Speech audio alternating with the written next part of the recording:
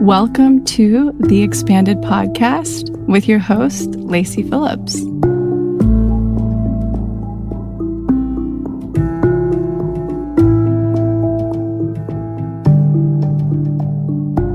As a leading manifestation advisor with a process that's, radically different from the old New Age model, mine is rooted in psychology, neuroscience, and my energetic gifts.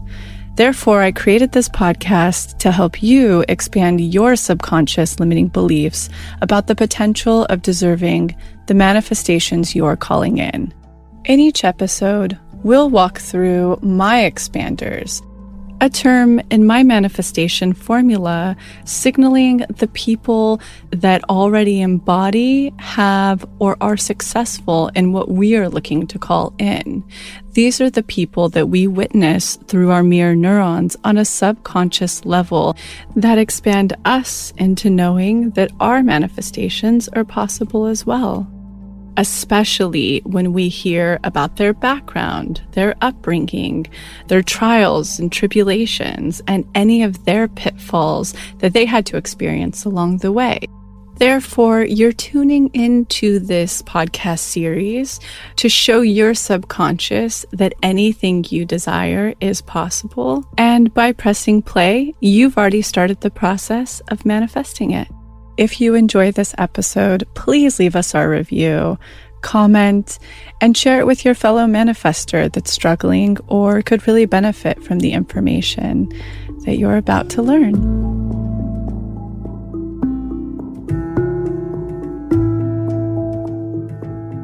We always view symptoms as, or we're taught to view symptoms as bad. Mm-hmm. Bad feelings are bad. But to me, every time I've had a bad feeling or a headache or something, a symptom, that's my body or my spirit saying, you need to change something. Well, in homeopathy, it doesn't matter what the name of your disease is. It really doesn't. It's just your symptoms and how they're expressed. We find a remedy that's a match.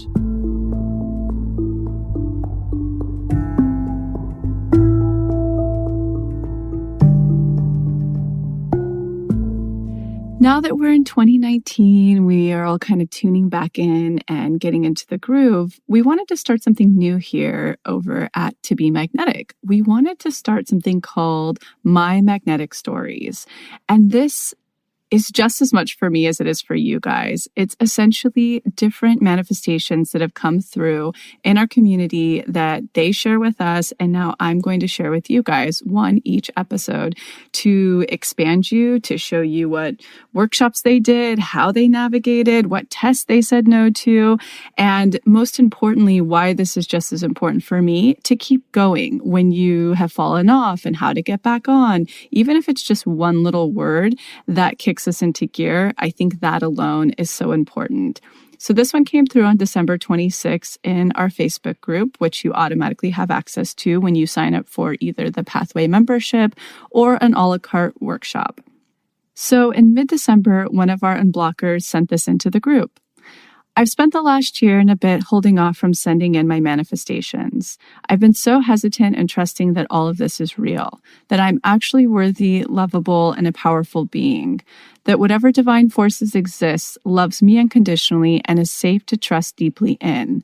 But my conscious and subconscious belief systems are being overhauled, and other stories have supported me so immensely that I know my words will only add to the sacred collective. My first manifestation using the formula and magnetism and a consistent Kundalini practice was my current job. I wanted a research job in a field and city where it's incredibly competitive. I wanted highly specific duties that were rare to find with my level of education. I nodded my energetic head no to 3 sparkly dangling carrots with increased work, excellent pay, and benefits. I marinated in the magic dark for 1 month, then out of 200 applicants landed exactly the position I wanted, from the location to the incredible patience, dog park, stunning nature, and horses on site, and the insightful, hilarious coworkers I deeply connect with. Within the position, I've gone on to manifest co-authoring a paper, assessing patients for my supervisor, and other tasks my lab said were nearly impossible to attain. And I asked for a raise this week. Not only did I get a heartwarming feedback with the raise, but my boss gave all of my coworkers a raise too. In the past year, my other manifestations included my driver's license, a nourishing, elevating, transformative Kundalini yoga teacher training with incredible beings I now call my friends, teaching at a stunning yoga studio with conscious and genius students, front row tickets, a brand new iPhone for free, an olive turtleneck sweater I imagined that my sister bought for herself, then sold to me because it didn't fit right. Even more rewarding and remarkable has been the inner transformation from complete self-hatred to a devoted practice of self-love, from gushing childhood wounds and constant suffering to empowered awareness, compassion, and deeper connection to myself and my loved ones, from anxiety, paranoia, and depression to a growing peace, trust, and inner spring of endless joy. For all of this and all the ways your work transforms and elevates, Lacy, I extend my wholehearted gratitude and send you infinite blessings and love. Okay, so what I want to say about this that's so important is it really has nothing to do with me. This person's just ready, committed, didn't give up, maybe had moments of falling down, ruts, it was really hard or painful, but picking themselves back up and really getting into the practice. This works. It works when you put in the work and when you really get anything out of the way of your lack of expansion, getting back into your totally whole, worthy, authentic self, and really passing those tests and not settling. Anybody can do it. So I really want to share that for anybody who's doubting right now where you are, that it's not happening for you. It is working. It is happening. Just pick yourself back up and start at day one. The perfect place to start is just do one day of the daily reprogramming exercise and then do day 2 of it. That alone will get you back into motion. You'll get the downloads of getting started and going. If you're just tuning in now, head to the pathway where you'll get access to every single workshop for just $24.99 a month. And you can start to get on your journey now. The trigger I really want to talk about today is the feeling of getting overwhelmed because somebody feels late in their journey of what they're supposed to be doing. Whether this is in love, whether it's in career, whether it's starting a new career, whether it's starting this work or your own other practice within self, it is never too late. And I just want to share a story recently of my mom, who's an incredible expander in this. She had been writing for months in her list that she wanted to really get back into her gifts again because she's far more talented than I am. She's a medium. She's a psychic. I mean, she has all of the sensory gifts and she's really profound in it, dreams, everything. And she had been saying like she really wants to get sober. She really wants to get into a path of loving life. And her biggest feeling, her biggest shadow is she's too old to start now any of those things. She's too in her habits. She's too in her career that hasn't made her happy. She's too old. And she had this really huge rock bottom happen over the holiday that I won't share to spare her some privacy, but it created a lot of shame for her, enough to shake her out of everything to the fact that now she's in therapy doing EMDR. I mean, this is all nothing to do with me trying to force her because, again, we can't manifest for other people. She's in therapy doing EMDR. She's working with a lot of the people that you've heard on this site to her own accord of tuning into the podcast and then reaching out and setting up sessions with them. She's so inspired. And then the biggest thing I really want to say on it, using her as an example, was her big shadow kept coming up. It's too late. I'm too late in the game. If only I had started younger. She's only 54 right now. But I had to send her Dara Dubonnet, who is such a massive, wise expander. This woman, if you're not familiar with her, please go look up her site, look up what she's up to. She does intuitive feng shui. She's an astrogeographer, and she goes through and just teaches you how to do raw food and beautifying your life. I mean, she is incredible. And only, I think, under 6 months ago, she learned how to do astrogeography. And now it's totally boomed into this bustling business for her. She has incredible sessions going on. She has the best workshop out there that I took, and it showed me how to go through my whole chart right away. It's helping me of how to buy this next retreat house and the one following that. And so I really showed my mom all of these expanders within her field that just started the things that they're doing. So whatever whatever it is you might be mulling on yourself or mulling over today, that's something, it's too late to begin. I don't care if that's love, if it's anything in your life, or that even you feel behind in this work or behind because you just discovered spirituality and getting in alignment. It is never too late. The biggest message I told my mom, and I really want to echo that back to you and myself included today, the universe would have never had that rock bottom happen to her if the universe didn't want her to step into these gifts she's been given. It just would have let her carry on. We are earthquaked into these rock bottoms because it's literally the universe being like, hey, I want to give you what you're asking for. You just have to do the work to align and double down on your authentic worth. And my mom's doing it. She's stepping up to the challenge. I was there to really help her navigate what to do. And then as soon as Up Level launched, she took the rock bottom workshop. That's what she's up to. And it's really helping her navigate that. So it's never too late. Start right where you are today. Let your intuition guide you to what you're supposed to be doing next. And if you find yourself in a rock bottom, or if you find yourself in a rut, or you're in a really great flow, head over to Next Level. It'll help you guide and use those energetics to just harness this energy for you right now. It is never too late. You would not be in a body.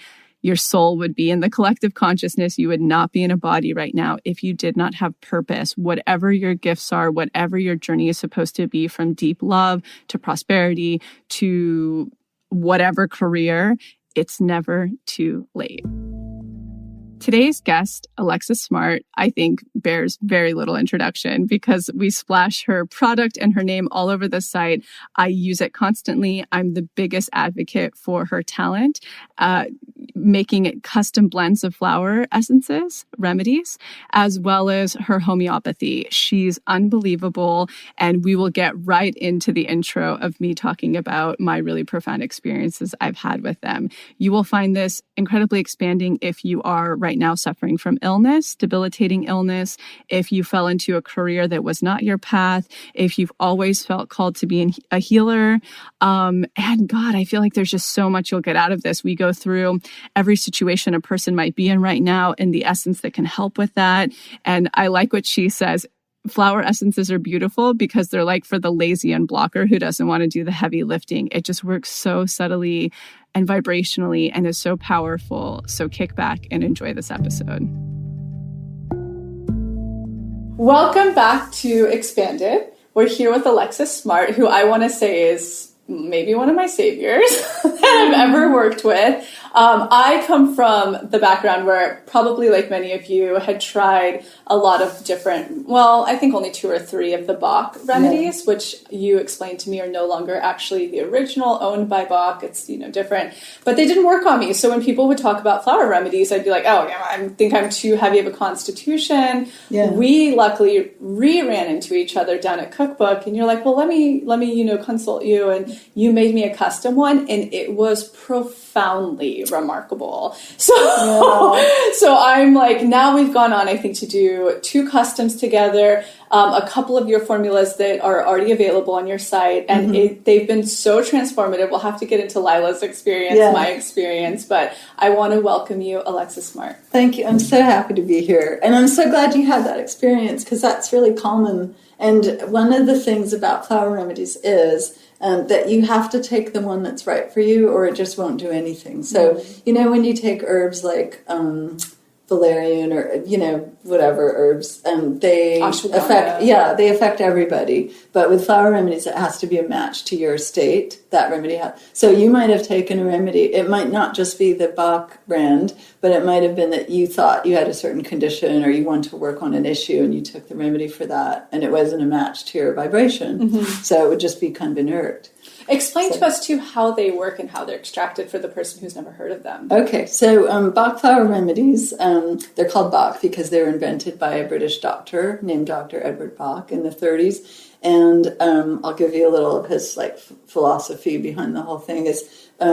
He was a medical doctor and a pioneer in vaccines and bacteriology, and he observed that the patients who were happy and hopeful recovered fully, and the patients who were depressed or anxious would relapse or have recurring illness and just never be healthy. And he thought, if I could find a healing system that would bring people back to their happy states, their bodies would have like the self-healing capability would kick in. And so his goal was to find a system that would just treat the emotions of a person. Wow. So he gave up his medical practice. He moved to the country. He started experimenting with flower essences and treating patients with those. And he would find that like when he'd give the remedy for that person's personality, like their arthritis would get better. And so never prescribed for the physical complaint. And they're made very simply by they take the flowers that grow wild in the English countryside. They take a blossom, place it in a bowl of spring water, and then that water is imprinted with the vibration of that plant, the healing vibration. Wow. So, and it stands in sunlight for about 3 hours, and then they take the flowers out, and then they preserve that water with organic brandy, and then that's the essence. Wow. So, and there's 38 total in the collection. Can you tell us, because I have had such a profound response to In Love, which is one of your ones that are standard on your site.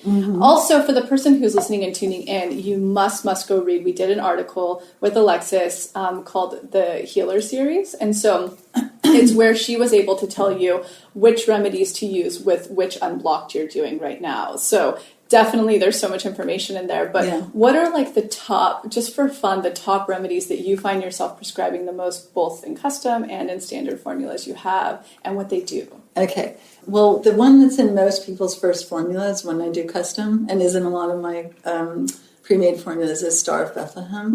And that's it heals shock and trauma, grief, from any point in your life. So it's rare that I've met someone who says, nothing's ever happened to me. And especially if they're coming to see me, something's probably happened to them.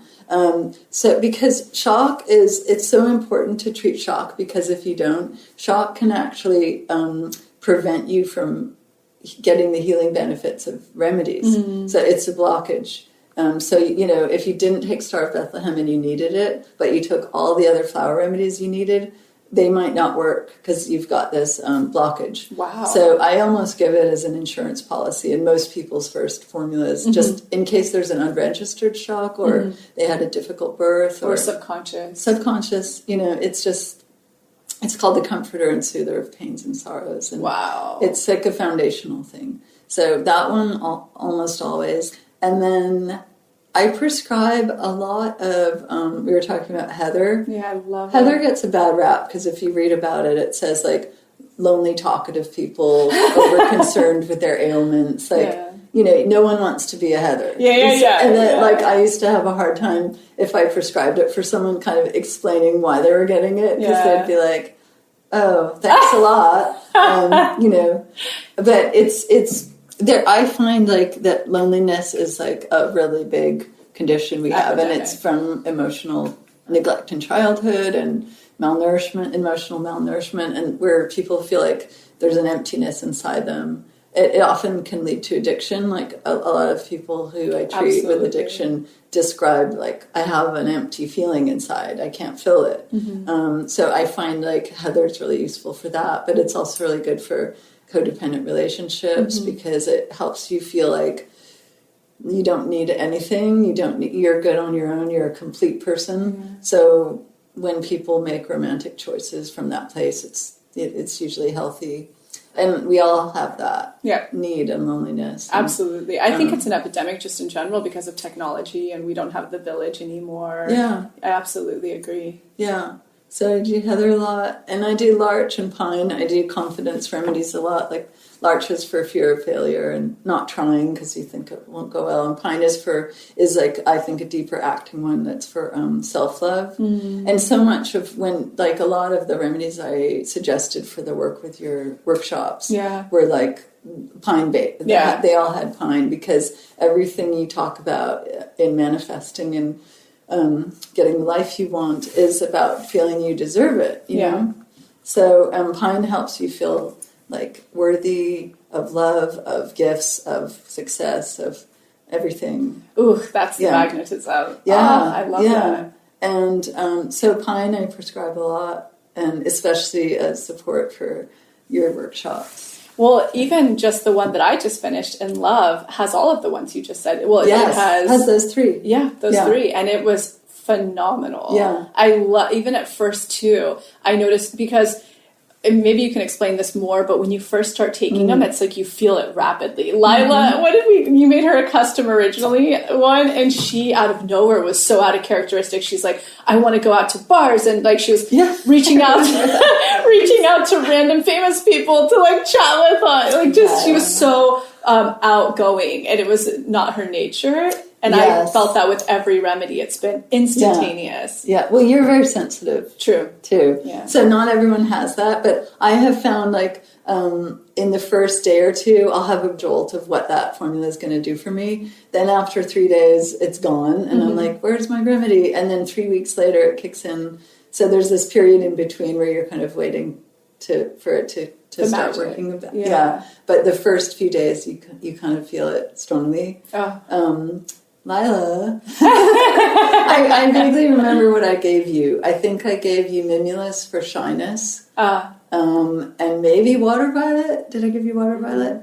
That's for people, and I gave you Water Violet at the beginning. And it was profound. I take it a lot because I would just be a shut-in if I didn't. Absolutely, it's for introverts, loners, reserved people. So it can look like shyness, but it's not quite the shyness and fears of mimulus or self-consciousness. It's more just like a kind of self-contained, not wanting to expose or share yourself with people. Tell us how you got into this. Like many healers I know, I found this work by being treated myself of something, pretty profound. And in my 20s, I was starting to have minor panic attacks. I could function, but it was starting to escalate, and I didn't want to take medication, and it was happening mostly when I was driving.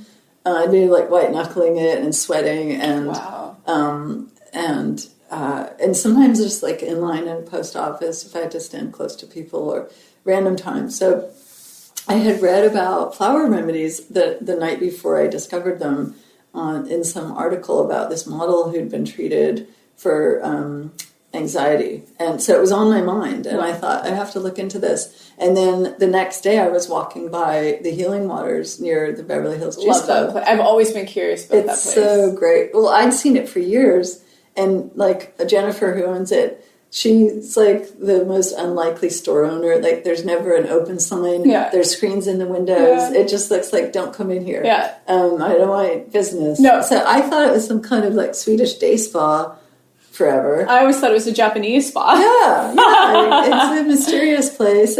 But that day, for some reason, in the window, there was a sign that said English flower essences. And that I had not seen that before. I was like, oh my God, I just had this thing last night where I had to look into it. So I went in, and I met these two women, and I said, look, I've got anxiety, and if you have anything for that. And I came back in 10 minutes, and they had a formula for me. And she said, in 3 days, you're going to feel a whole lot better, and in 3 weeks, you're going to be a new person. Wow. And for some reason, I believed her, which was weird because I had tried a lot of things, and everything failed. And so, but I really felt like I trusted this woman, and I took them, and it was exactly as she said. And like within 3 weeks, I was totally different. I had this realization that I was an actress at the time, did commercials and stuff, and I'd been feeling really weird about my agent. Like he was kind of undermining me and like doing things that made me feel not confident and critical. And but I would always say like, no, I'm crazy and I'm insecure. I'm just imagining it. And I had a boyfriend who was similar. And 3 weeks into that remedy, I was like, I got to leave that agent and that boyfriend. And I did, and it was instant that my anxiety left. So at the time, I don't really understand flower remedies or what she'd given me, but now I know the formula she gave me, and there was nothing for anxiety in it, interestingly. But there were remedies for not listening to my intuition, self-doubt, all of these, and so my anxiety was actually the thing that was trying to wake me up to these choices and relationships I was in that were unhealthy for me. Completely. And so, we always view symptoms as, or we're taught to view symptoms as bad. Bad feelings are bad. But to me, every time I've had a bad feeling or a headache or something, a symptom, that's my body or my spirit saying, you need to change something. I mean, even while you were just telling me before we were recording, Dr. Bach had cancer throughout the whole time, right? That he was doing, like, finding these and forging these remedies. Yes. And so I think that that's really profound. And we're touching on something really important. Symptoms are just a little alert sign of something that just needs to be, like you're saying, course corrected or back into homeostasis. Yeah, exactly. Yeah. And like he may have died a lot earlier if he hadn't embarked on this work. It was when he got diagnosed that he realized, I have very limited time on this earth. I better do the work that I was meant to do. Mm-hmm. And that's when he quit the medical practice and started doing this work.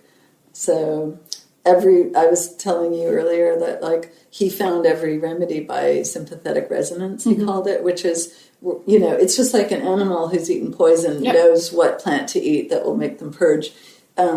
He was in a certain state from having cancer, like maybe in agonizing pain, and he'd go out and he'd see the cherry plum tree in blossoming, and he'd know that's the remedy for intense pain and desperation, and he'd make the essence and try it on patients and himself, and found that it worked. And so he just, I don't know, he was guided by something. Oh, sure. And that's even how, TCM was, that was from watching the animals and that intuition, that intuitive process. Yeah. I think that's where it all should go back to whatever. Anyway, not PC. But, I love that. Give us your childhood in a nutshell. Good.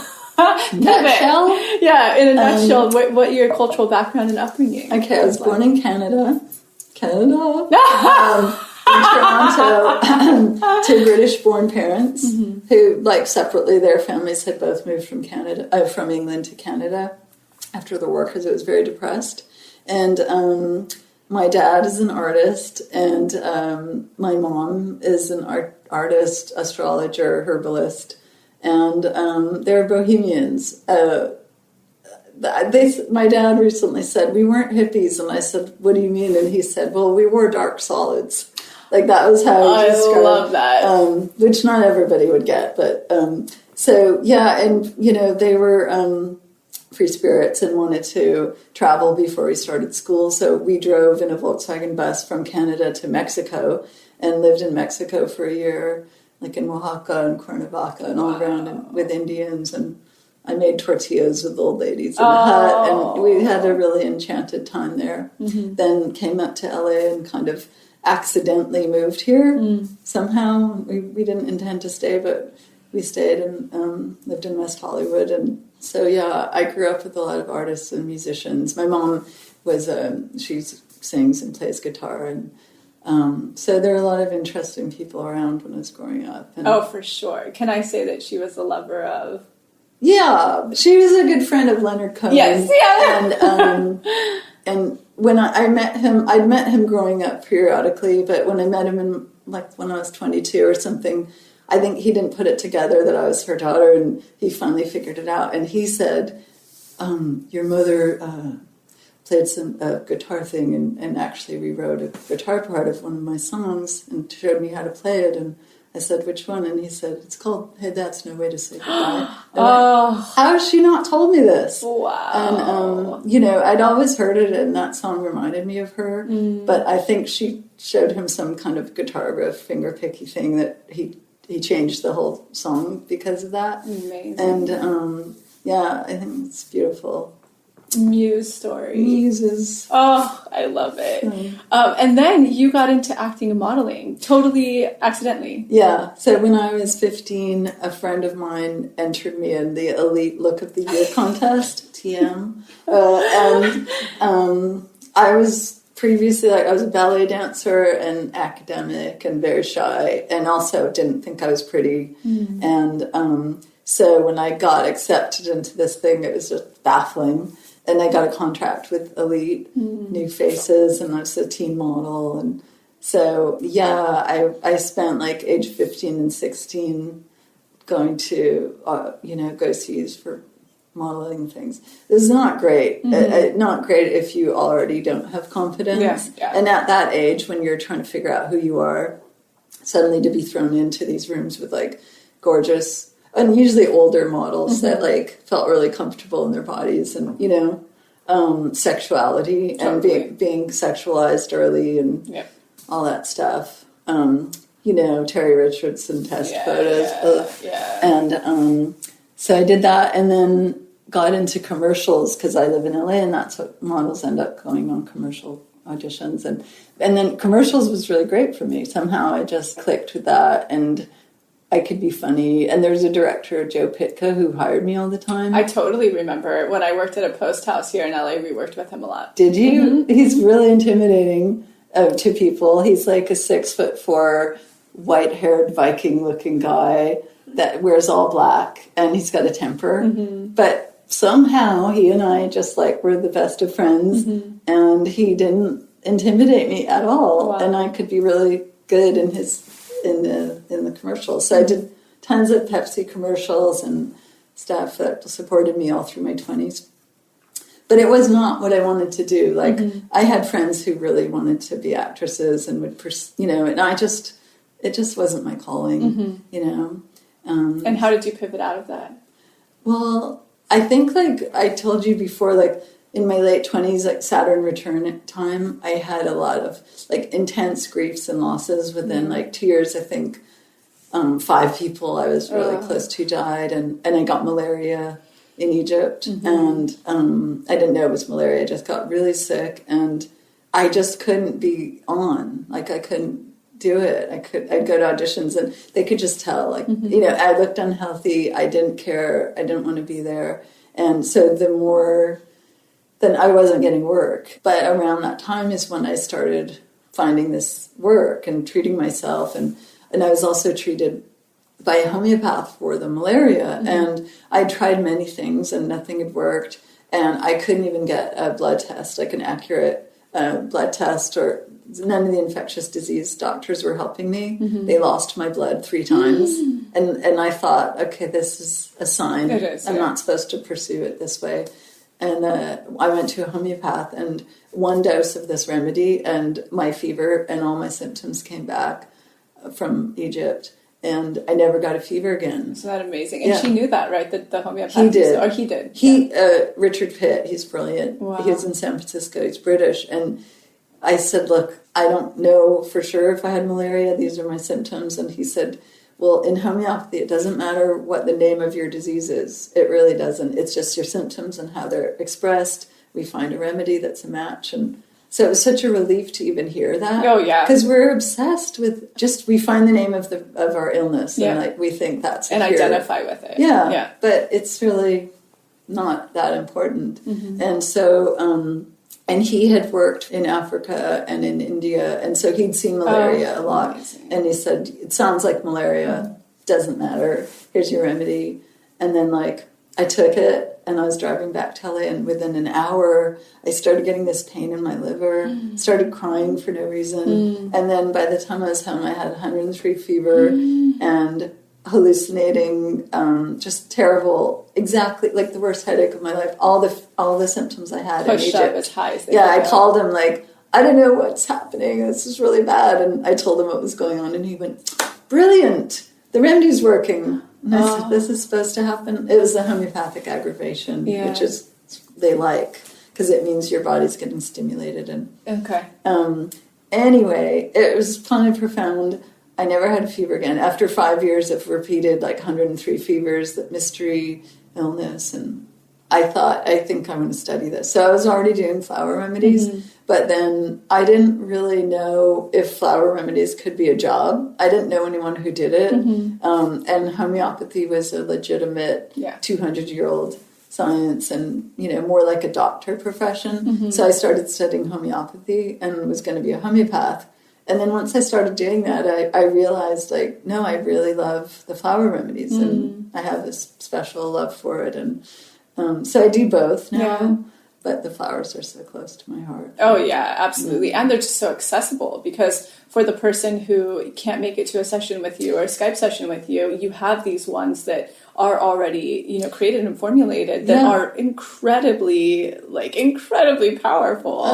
I think I'm going to run out, like you suggested, and try Soul's Purpose next. Yes, you have to have that. You've been doing it in love. I did, and I loved it. And especially the first 3 days. it was the way that I felt. My heart was so open, which is very rare for me. It was just so open, and I felt like, la da da, I love you. And, and the way that the world also starts to meet you so differently. It's the same. And that's why I think that article is so important for people to read, because what I like about what you say, you're like, oh, well, I love flower remedies because I'm lazy. It's like unblocking on super speed. Yes, so I am. I don't have to meditate, or, I mean, I should meditate, but, you know. Whatever works. Yeah. I mean, you do have to take the drops, like 4 times a day. Yeah. But, because the reasoning for that, I think the way you explained it is it has to be in your vibration at all times, right? Is that why? I don't know why it's that much. Okay. It's just, they're subtle, and that's the dosage Dr. Bach recommended. Okay. You can take them more often, like if you're in an acute,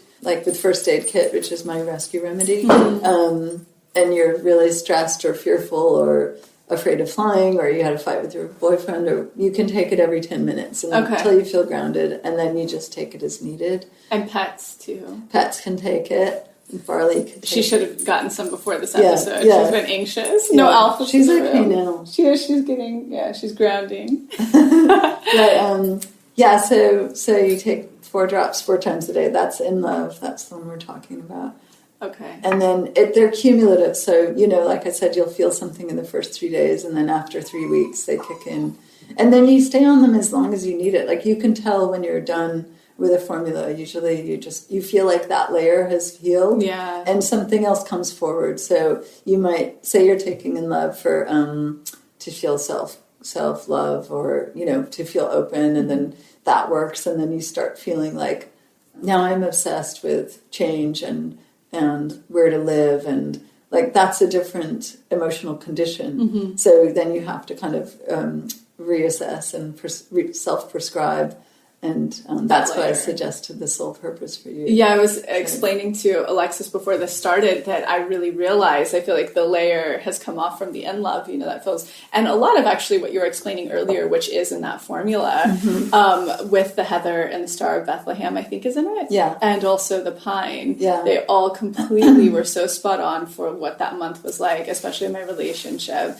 But now where I'm at, what I realized all of a sudden is I'm not presently in the moment, meaning that I think because of the way that I grew up, where it was like things can get taken away anytime or something can go wrong, I'm really afraid to actually really ground into everything I have right now in the moment. That I'm always like, oh, I'm going to manifest that and go to this, and this house is almost done, but I'm already like flying up tonight to go look at a new house that we might get for the you know, an extra treat. That I think I do it as a distraction to not be in the present. Possibly. Yeah, so I was, then you suggested. I did suggest soul purpose for you. That has Wild Oat, which is for finding your purpose in life. And it's not a job, it's more like your calling. But it's also really good for figuring out where to live, or who to be with, or, you know, the big questions in life. Amazing. And Wild Oat people are usually talented and good at lots of things. But they're spread too thin, and they want to do everything and take every path. And so there's an internal restlessness or frustration that they have. But if you said, like, if things were unstable in my childhood too, and there's addiction. And so a lot of what I crave is stability, and home is really important. And, you know, here you are buying homes, like accumulating homes and safety. So it might be more like, you might need a remedy for kind of waiting for the other shoe to drop feeling. That's exactly, probably. Because, you know, we control just to feel safe. And 1000%. Yeah. We have to talk more, because it might be different. Ooh, I can't wait. Okay, good. After this, we'll continue. Yeah. I also want to touch on, I love the story about how you worked with your mom and your mom and your dad. Yeah. And how they had really profound results with, I think, homeopathy as well as with both. Okay. So we'll start. I hope my dad doesn't mind me, or they don't care if I share this. But so my dad, I used to always try to make him take remedies, and he would take them, and then like he could not go out without coffee for longer than a few days. So you can't have coffee when you're on a homeopathic remedy. It antidotes it. And then at some point, he was saying that he's very brilliant and cerebral, and he has a little ADD. It's the kind of ADD that's from the overactive mind. Yeah. And he's going to go on medication. And I went, oh, please don't. Just like, please give me a chance. Yeah. So I observed him and tried to be objective because he's my dad. And but he's an alcoholic, and he had been for years, and he'd been sober on and off, but he was, as they say, like a dry drunk when he wasn't drinking. He didn't seem at peace with it.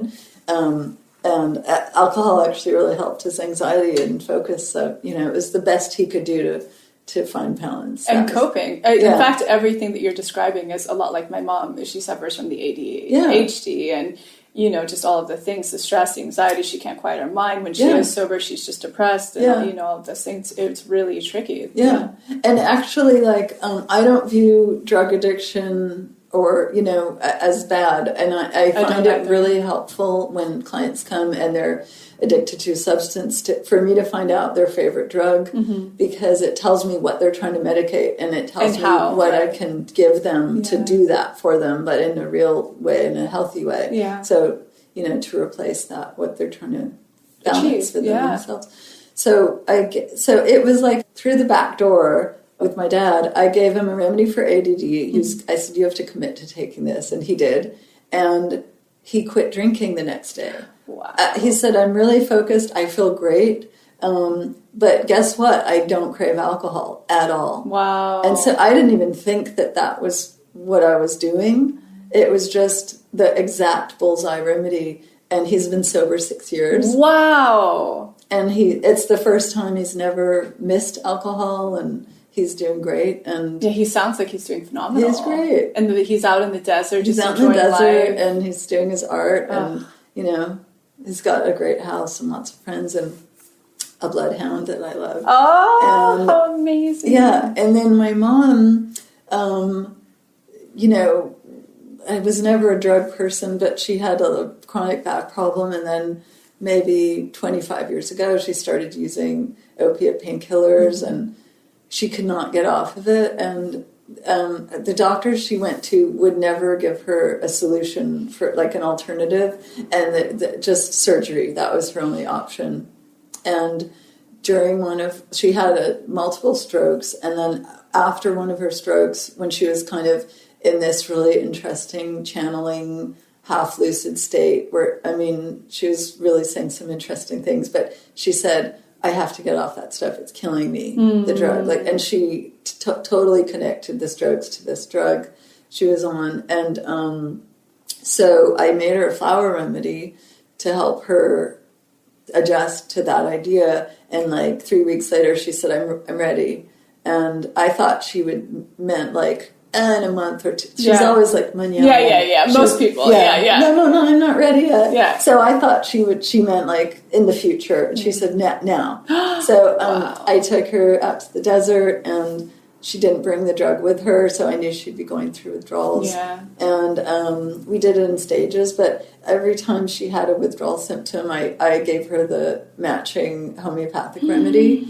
And within, she was having these kind of twitches and jerks when she was sleeping, and pain and cramps, and within minutes of the right remedy she would just go back to sleep. And so I got her through the worst part of the withdrawals, the detox. And then she's drug free for the first time in 25 years. Wow. And is herself again. And even some of the stroke symptoms I think were more related to the drug, those are resolving. Yeah. So it's really a miracle medicine, both homeopathy and flower remedies. But, absolutely. And when somebody comes to do a session with you in person, they're able to have access to the homeopathy as well. Yeah. And if it's right for them, the flower remedies work on the emotional, spiritual, mental. So if that's just where they're wounded, that we can cover it with flower remedies, and it's a lot easier to manage. Totally. And there's less... because with homeopathy, you can't eat 10 minutes before, 10 minutes out, you can't drink. And all you can't drink. You can't have mint. You have to be really good at recording your symptoms so that... Because there's all these variables, are you better before? Are there new symptoms? Right. Whereas flower remedies, you just you take it, and then I talk to you a month later, and we see how you're doing, and and there's no potential for aggravations like that thing that happened to me with the fever after the malaria remedy. Some people wouldn't like that so much, or they would freak out, and like they have to understand that that's a possibility. So I don't do it with everybody. And some people. I love that. Oh, and to explain your... Yeah, I know. I had profound responses to both of the ones you've given me. You should have seen her. She was like, it's like I'm flying on ecstasy. It was like MDMA when I had... What was that one again? You went like... Oh, yeah, my whole face lifted. Yes. Ignatia Amara, which is actually... So even though I had that profound thing with the malaria remedy, it was just physical. And it wasn't until I was given Ignatia by Catherine Coulter. She's a kind of famous homeopath. She's passed away, but when she gave me that remedy, I had exactly the same experience you did. Wow. Of ecstasy and like heart opening and like beauty and everybody. I love everyone. I just feel so good, and that's when I thought I want to do this for other people. I want to give this to people. So, and Ignatia is the remedy. It's kind of like Star of Bethlehem, but the homeopathic version. It's for heartbreak and grief and certain kind of... It's usually a female remedy, but like maybe a very sensitive person who from being hurt has kind of closed their hearts or hardened or, absolutely has trust issues and all of that. So... all of them. Yes, check. You had the same reaction. It's a miracle remedy. That's one of the remedies that if you need it and you get it, it's so fast and lovely. Well, the other one that you gave me, because maybe you could talk a little bit about the archetypes, but you were like, you're ready finally for phosphorus. And we did that right before the holiday. And I've always had really intense, well, only within the last 7 years, blood sugar issues. Even though I have insulin resistance still, very mildly, I was at the point where the moment I woke up, I had to eat animal protein within 30 minutes to stabilize things. And now I can go without, I try to be consistent, but now it doesn't affect me. I don't have a crash. I can go 2 or 3 hours when I wake up. It totally healed that. That's great. Yeah. So phosphorus, that's a homeopathic remedy, not a flower remedy. So in homeopathy, generally we prescribe, it's called classical or constitutional homeopathy. And we find one remedy that matches every symptom you have, but it's also like emotional, mental, physical, and it's your essence, like your personality. So phosphorus people are generally like they look like you. They're long and lean, and they have big eyes, long lustrous hair, you too. sparkly eyes. They're very open and bubbly, like phosphorescence that you see in the water. You know how that phosphor, like the luminous thing. Yes. Phosphorescent people are that way. They're sparkly.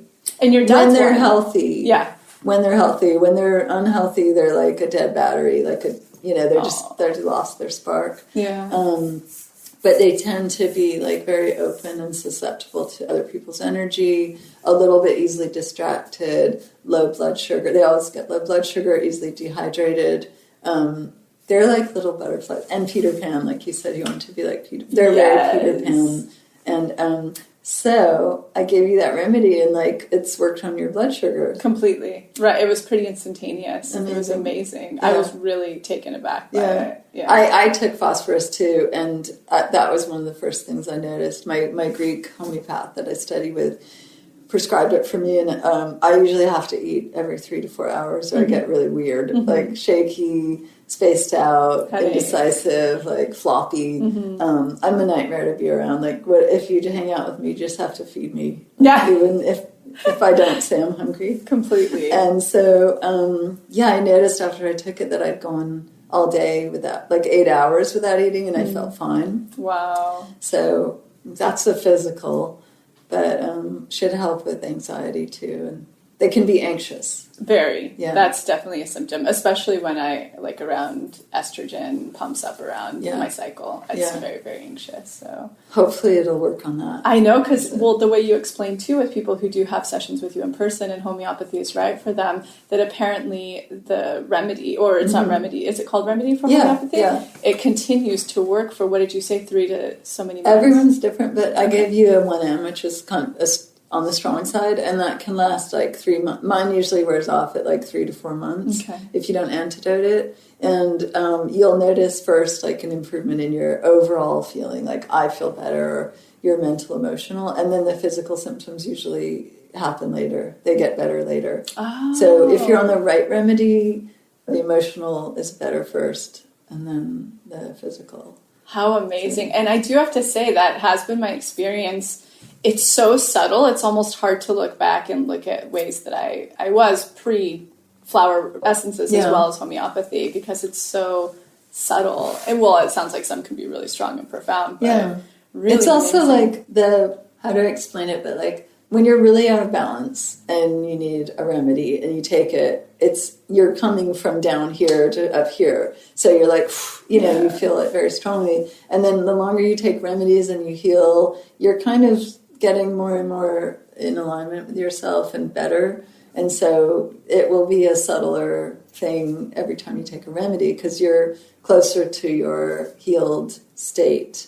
Do you know what I mean? Oh, absolutely. It makes perfect sense to me. So, you're coming back into homeostasis, yeah, essentially. exactly. Your whole worthy magnetic self. Exactly. What was your biggest rock bottom?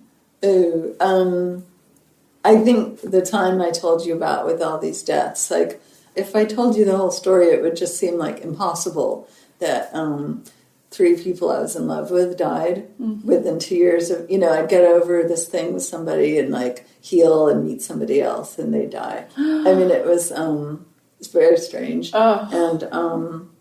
And then this woman who was like a mother to me died, and then the malaria, there were so many things. My whole organism was overwhelmed, and I really didn't feel like myself. I was like a shell, or a ghost,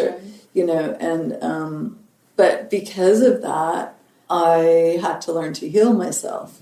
Because I had great SAG insurance, I had SAG health insurance. Yeah, that was just like the best. I don't know what it's like now, but it was great. But it was the worst thing that ever happened to me, because when I had no medical insurance, I didn't risk getting overprescribed antibiotics or the wrong meds or bad information. And so when I had this health insurance, I just kept going to these Western medical doctors that were usually damaging me. Like I was way overprescribed antibiotics. So I had that on top of it, and arrogance and misdiagnosis, and it was very alienating. So to feel terrible and to have healers not helping me, I finally learned all about health, and like I don't think I would be doing what I do now if it wasn't for that. Absolutely. And it was meant to happen. Totally meant to happen. It always is. Yeah, and I learned, I don't think I was compassionate before. I mean, I think I cared for people and I had like a lot of codependent helping, but I don't think I truly could understand suffering. Or I'd like listen to it objectively and be like, oh, that must suck for you. So disconnected. Yeah, but after I'd gone through that, it made me listen to people in a different way and believe them. And like I learned everything I use now as a practitioner, and what I went through, like what I learned I use. So it was rock bottom, but like it was really good that it happened.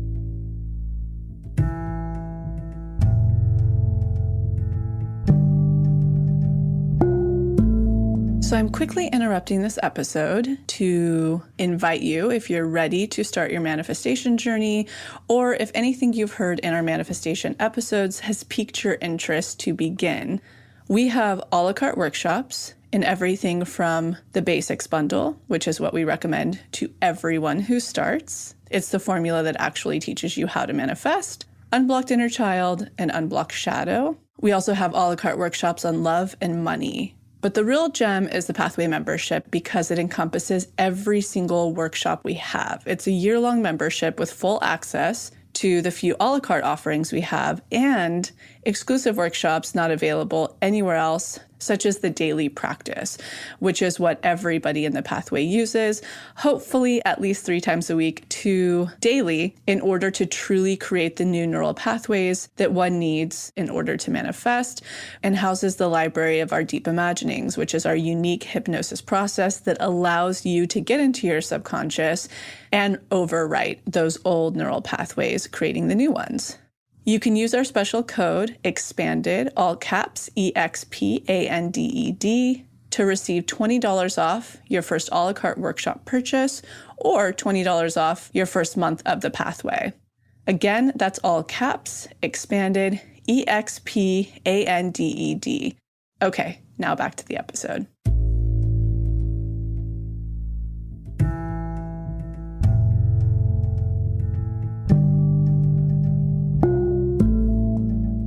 At this point in the episode, you're probably all wondering, so Alexis is a Cancer sun, and she's a manifesting generator in human design. I always forget. So tell me what that is, manifesting generators. Yeah, so essentially, well, Lila, do you, or Kate, do you want to, you guys are both MGs, you can probably... You both are? Yeah, they both are. MGs. Yeah. So it's essentially that you're a hybrid of the two, manifestor and generator.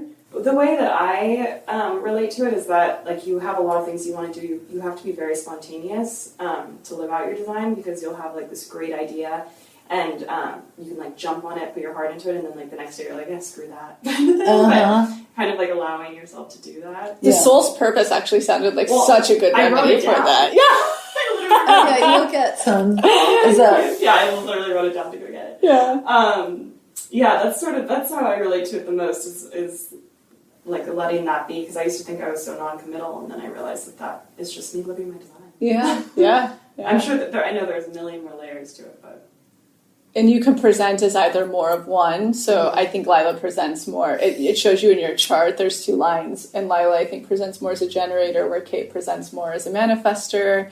What's the difference between manifesting and generating? So that's the trickiest part. I mean, Jenna, we really need here to explain it all, but the manifestors, apparently, they're supposed to follow every impulse they have. Mm-hmm. They're very polarizing. Their auras are. They're meant to be polarizing. Mm. They're meant to be unapologetic and do what they want, when they want, how they want. Really? Yeah, you present seemingly more as a generator to me. Yeah, because manifestors too are supposed to, like, give ideas and not do them. Yeah. So present ideas and have someone else. The generators are the ones who kind of carry out those ideas. And generators generate their own and more energy. They do what they love and what lights them up. Yeah, that is true. I can see the difference, though, between Kate. Kate will be like, nah, fuck this. Yeah. And Lila's like, They definitely seem a little bit more. And I don't know, I think Barley's just an alien. Well, I have to read that book. So it's dense. Or you'll have to meet with Jenna sometime or something. Yes, and I have to get my astrocartography done. Yes. Please, I need to know. Yes, you and Dar have already been in touch about that. Yeah, we have to get in touch. And for anybody listening, we have to have Dar on as well for the astrocartography, because that's just phenomenal. Yeah. It's been transformative. Yeah, but it's so interesting because this, like, knowing you're a Cancer sun or knowing that you're a manifesting generator, I feel like all of the healing work that really works is about, like, discovering your nature and working with that. Yeah. You know, and not trying to suppress or change it. And I was thinking about your questions, and, like, that before I found the work that I'm doing, I wasn't happy doing commercials and stuff. But in my relationships, I would force help on everybody, and I'd often pick people who needed help or were sick in some way, and I'd just want to heal them, and it was not healthy the way I was doing it. And when I discovered the homeopathy and the flower remedies and decided I wanted to do that, I was so much more forgiving of myself and my nature, like, instead of viewing it as codependent or unhealthy or whatever I had judged it as. I saw it as, like, this is just my nature that hasn't found the right outlet yet. Precisely. And so, which everybody has their version of that. Yeah, there's a positive version of even being a bully, a dictator, or whatever. Completely. There's a positive version of that. The polarity. Yeah. I love that. So, and then what are you personally, because you're somebody who, you've been doing this work for so long and you're so familiar with it. What are you personally taking right now, or what remedies are you working through? I'm taking in love. But all of you are taking in love, and everyone's raving that in love. And I thought, hey, why am I not taking in love? So I started taking it, and I love it. So it's kind of like you can't go wrong with healing heart stuff. Yeah. To me, that's, like, the most important thing to treat. When I see people privately, I always treat the heart and emotions and old wounds and then move on to career things. Like, you don't want to know what to do in your career unless your heart's not in it. Yeah. Your heart's closed. So I'm taking my own medicine and taking that. Amazing. And I'm on phosphorus, my constitutional remedy. Yeah. It was instant. Like, the minute I took it, I felt great. Yeah. But do you mean like supplements and stuff? No, this is exactly, and why your intention was for taking them. Yeah, I mean, now it's really good that I'm taking it. I can feel like I'm being more open-hearted in relationships and like not afraid of rejection. Perhaps I should be more. Actually, that's a really good thing to explain to the person who might be in partnership. You might have even put this in the article. When we first get in and we're like dating and we're anxious and we're neurotic and all that stuff, this is a really great remedy for that. It's so good because, I mean, we all want to fall in love, right? Yeah. But often as soon as you meet somebody that you like, it triggers all your childhood wounds and all your insecurities, and if he doesn't call or just all the questions, so it can trigger you.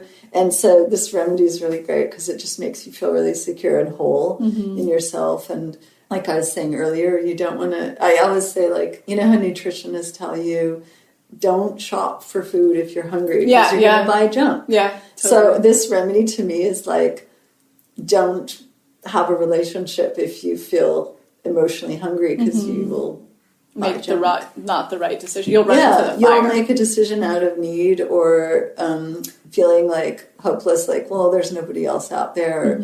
So with this remedy, you just feel so kind of good on your own.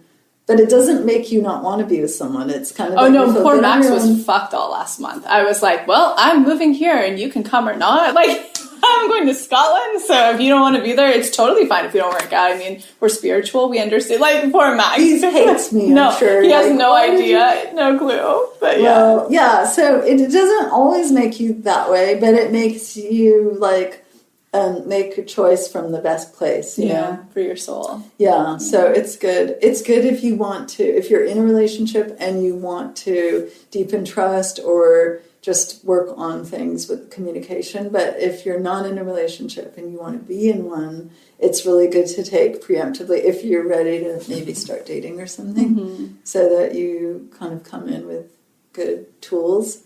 And there's also remedies in there to help you be smart. So there's heart remedies, but there's also remedies that help you not repeat patterns. Like, I got a lot of letters from people who say, this is crazy, I met this person, he's nothing like the last 15 people I've gone out with that are all the same, and he treats me well, he's this and that. Like, but usually I would find this guy's boring. I find it like attractive now, and so it helps you kind of break a pattern, because we all have this relationship patterns. So I'm going to list off kind of Russian roulette, like the biggest things we see in the Facebook group a lot. And I want you to tell me what remedy would be ideal. I love games and contests. Like, I want to press the buzzer. Go. I'm ready. So what we see more often than anything, I would say, is the person who's unhappy currently in their job. They haven't found their total dream yet, but they want to pivot. And we have a whole like manifestation formula around that. What would be their perfect remedy? If they're afraid to leave, security reasons, they're afraid to put themselves out there, make that pivot. Okay, there's two things. One is soul purpose. Yes. That's the remedy I told you about. That's for finding your purpose. The thing is, I took Wild Oat before I became a practitioner. It was literally like, I took it and then 3 days later I decided, and quit acting, I'm going to just do this. And, but I was ready for that change. Yeah. So if you don't know what you want to do and you feel unsatisfied and frustrated and you just like, you're not expressing your purpose, then soul purpose. Yeah. What you do is you take soul purpose and then it clarifies things. And then maybe a month later you feel like, okay, I know what to do. Then I would say follow up with Ganesh, which I always called the manifesting remedy. Yeah. And then I think I changed the copy because I was like, everyone's talking about manifesting, but it is the manifesting remedy. Great. And so that's a very personal one. I made it for myself because I have a lot of self-sabotage. Yeah. So it has, I thought I need to hit every mark, like, why won't I do things? Lack of confidence, fear of failure, indecision, not trusting your intuition, clematis, like spacing out and dreaming but not actually doing things in the real world, doubt, discouragement, past experiences influencing you, like other people's influence. So all of those things are in Ganesh. So Ganesh is the one, like that's the one that will change your life. But if you really don't know what to do, you have to start with soul purpose, then Ganesh after. Excellent. Next one is totally rock bottom on the floor from heartbreak. Oh, wholehearted. Okay. So it's similar to In Love, but it has more grief remedies, and it has sweet chestnut, which is for like, the language is very like anguish of the heart, you know. So beautiful. Dark Victorian. night of the soul. Like this just is intense suffering in your heart. The next one is the nurturer, the mom who does not put herself first, the girlfriend, the boyfriend that doesn't put himself first, the father that doesn't put himself first. Okay, there's two. Okay. One is unburden, and that has a lot of responsibility remedies and worry for others, and it has oak, which is the person who's like exhausted but has to soldier on because other people are relying on them. Has elm, which is for being overwhelmed by responsibility. It's got all the stress and exhaustion, adrenal depletion remedies. So it's kind of like anyone who's a mother or a caregiver or a dad or a boss will probably experience these symptoms if they're not like taking care of themselves well. So unburden is really great. It just it helps take away the sense of responsibility. It's not going to change the external situation, but help you feel fortified and not like it's all on your shoulders. That's like usually the feeling people have, is that it's just, I'm alone in this, it's all on me. So there's that. But if they're caregiver, like codependent or too self-sacrificing, they would need something with Centauri in it, which is like the one who martyrs themselves for like, and that In Love has Centauri, and then I Will has... I Will. Yeah. Tell us what's an I Will. I Will is an interesting one. I made it for, I had 2 or 3 clients in a row who said, their mothers had cancer, and it was a similar picture. It was like as soon as they got the diagnosis, their health declined rapidly. They were fine, and then they were told, and then they just lost their will to live. They lost weight. They didn't believe anything would work. They didn't want to try alternative therapies, and so I thought, I want to make a remedy for people in this state, like a chronic illness state. And it's a will to live. But so Centauri people, they can have a weak will, so it manifests as not saying no, but it eventually shows up in the body. It's like you'll see a metaphorical physical symptom. So Centauri people, they'll give and give and give and put other people first, and they feel weak, and then eventually their bodies will show signs of weakness, and so that would help. Or if someone's in a situation that, like an abusive relationship where they feel like they can't get out or they don't have the strength to leave, that would be a good one. Or In Love, because that has a lot of self-love. The other one is can't get out of bad financial patterns, like same old, family inherited, I'll never have it, not enough opportunity in this town, that kind of thing. I'm going to say also Ganesh, because it's such a positive remedy, and it removes the programming and doubt and like just the uncertainty, and like we just repeat patterns that are a reflection of our internal delusions. Totally. Whatever we believe, we'll just keep creating that. Yeah, subconscious. Yeah, so the Ganesh changes the belief, and then you'll eventually see it in your outer life, reflected. You covered a lot of the things, like the people usually want to move. Maybe, okay, so if there's fear, like poverty fear. Yeah, that's a good one. Maybe safe and sound or a peaceful warrior, depending on your level. If you have like real fear or panic or fear that for no reason, or you worry about money or in that way, then safe and sound would be good. If you just have fear and a negative outlook and expecting the worst and other shoe to drop stuff, then peaceful warrior, that's like the garden variety fear one. That's the one most people need. And the other one is low self-worth, deep insecurity.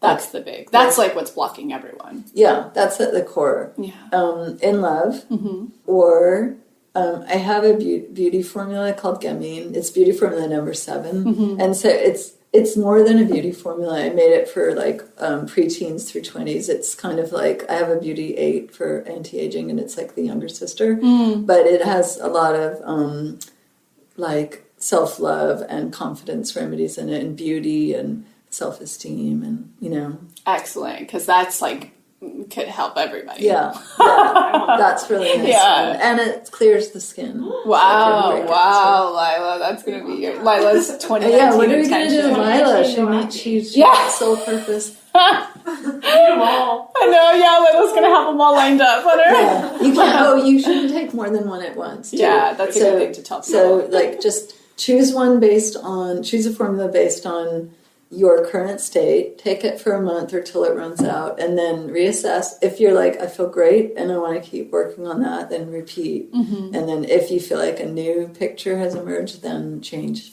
And that's a really good thing to reiterate for somebody, not picking formulas based on like what you want in the future, this or that. It's literally exactly what you're going through in this moment. Don't be theoretical about it. Like, especially people that have done work on themselves, like, they're harder to treat because they've got a lot of theories. Yeah. And they're like, I want to manifest this, and I want to work on, this is the year of self-worth, or they have an idea. Yeah. But really, if you talk to them, that isn't their state. Like, if, you know, so just be simple. Like, children are the easiest to treat. And they're like 10 minutes. You go, what's wrong? I'm jealous because my baby sister gets all the attention. I'm really mad. And you're like, 2 remedies, here you go. If you could be like a kid with yourself and just, how do I feel? Basic, like the how full do I primitive. feel? Or if you're really confused, and you could ask a friend and like, what do you observe in me? You know? So like, I do that with my friends sometimes, and they'll say, well, you're like this way, or you don't trust your intuition and you always ask for advice. And I'm like, do I? Yeah. And that's Serato, and it's this remedy I never take, which is a very Serato thing to do, like to go against your inner knowing and not do the one thing that you should do. So sometimes it helps to ask, you know? Yeah. And I think those pretty much nail like the cover of what I see the most in there. Because I thought the session with you totally blew my mind. And I think we should talk about that a little bit. So for somebody because you do Skype as well. I do Skype. I do mostly Skype right now because I'm a bit nomadic. Right, you're in Joshua. You're in the desert. Well, between the two worlds. I'm a desert lady. But it totally blew me away because I thought like it would be really quick and but it's so in depth. And one thing I just want to mention that really struck me that I tell people about, you're really great because you're so intuitive around it and like piecing really bizarre things together that aren't linear. Right. And at one point you said, do you have dreams ever? And this was the only dream question. Do you have dreams ever of like tidal waves? And I was like, oh my gosh, the only nightmare that's recurring for me that has always come up, it's my biggest fear, are tsunamis. And you were like, oh, it means you have so much grief you haven't dealt. You're afraid that it will just hit you and crash you down, which was so true. Yeah. So let's talk about your sessions. Okay, so my sessions, except for this thing, it's often just like this, without the camera. Yeah. And so I start with like, you know, you tell me why you're here, and it's very stream of consciousness. Like the less you prepare, the better.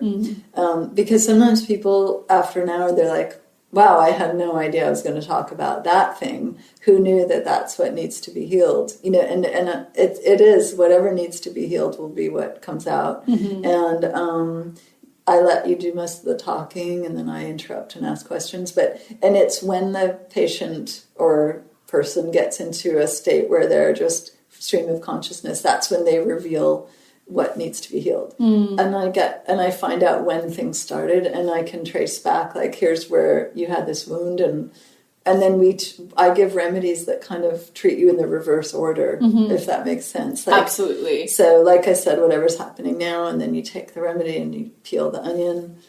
Even with mine, it was really interesting because I think I went in for like the insulin, my adrenals, like infertility. And by the time I left, it was like a remedy of how to basically be able to delegate, not control everything. Because at that point, I was still having a really hard time. And I had, you know, I think you checked in with me a month later, and And I was like, well, yeah, no, it was really effective. And you were like, did you have a breakdown to break through? And I was like, yeah, I was crying on the floor like a week earlier to Max. I was like, I don't want to do this anymore. It's not fun. Like, meaning the company. And I had to go to Palm Springs that weekend. And that's when I was like, I think I'm going to become, and I'm still trying to make that transition fully, but like an owner, less of an operator. Yeah. Like really just being able to have a bird's eye view. And it was the oak that was in it. That was huge. Yeah. A lot of stuff, but it was very profound, that first custom remedy. It was, So you thought you were coming for this one thing. Yeah. I was like, sorry, Lacy. Yeah. Because you have similar things that I have. Like when you have unstable childhood or parents, you know, you can become like a little adult and like, oh, I'll just take care of it myself. And then I don't have to rely on anyone, and plotting and like that oak stuff. It's like false strength. It's a strength you take on that is an armor. And so usually when people take oak, they have a slight, it's like they're disarmed, you know, and you learned that you don't need to soldier on all the time. That like that tired soldier that just wants to put their pack down. Totally. And you did. You know? Totally. Like you don't need to fight and struggle. And I think all of that was incredibly profound with my adrenal stuff, which is almost completely gone. I mean, I don't even know if I have real adrenal stuff anymore. I think I'm 95% healed. You look very healthy. Thank you. And I do think so much of it has to do with, I think I've taken 2 custom, 2 homeopathy. 3. Has it been 3 customs now? 3 homeopathic. Yeah. Oh, yeah, exactly. And then now I've just finished In Love, and I'm going to move into Soul's Purpose. Yes. It's been so profound, so I just wanted to share that with people. That's really great. Yeah, it's wild. This medicine's totally wild. But I'm so grateful to have you. What is new that we can expect, or what are you up to? Are there any new formulas coming out? And I know the site's about to launch. Totally I have a new website. Yeah. That will be a lot more easier to navigate and with more information. And I want to interact with people a lot more. And I really want before and after pictures for the beauty formulas, because it is remarkable what it does.